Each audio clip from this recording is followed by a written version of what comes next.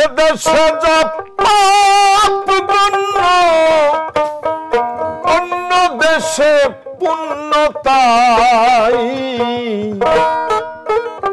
পাপ পুণ্যের কথাই আমি কারে বা শুধাই। শূকর গরু দুটি পশু খাইতে বলেছেন যিশু।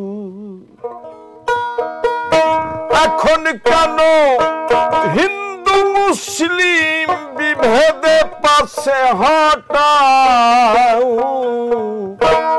পাপ পুণ্যের কথাই আমি কারে বা শুধাই।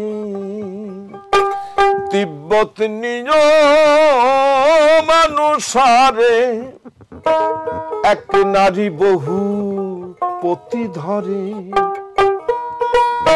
এদেশে তাহলে পরে ব্যভিচারী দণ্ড দেয়।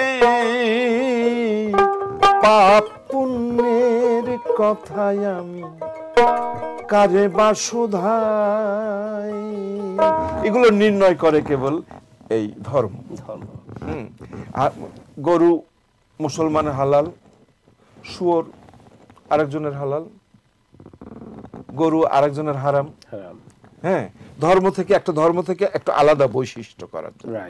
তাই লালন ফকির সেজন্য তার তীর্থস্থানটা, আপনার তো লালনকে ফলো করেন। জি, তার যে তীর্থস্থান, সেখানে গির্জা নাই, প্যাগোডা নাই, মসজিদ নাই, মন্দির নাই, কিছুই নেই। তারপরে কোনো জীবের ওখানে জবাই হয় না। যদি আপনার সামর্থ্য থাকে মৎস্যভোজ করতে পারেন, আর যদি সামর্থ্য না থাকে শুধু সবজি দিয়ে। ওকে, লালন কোন ধর্ম পালন? কোন ধর্ম পালন? লালনের কোন ধর্ম, ওর পূর্বপুরুষদের এতক্ষণ যা বললাম সবই লালন। একদম।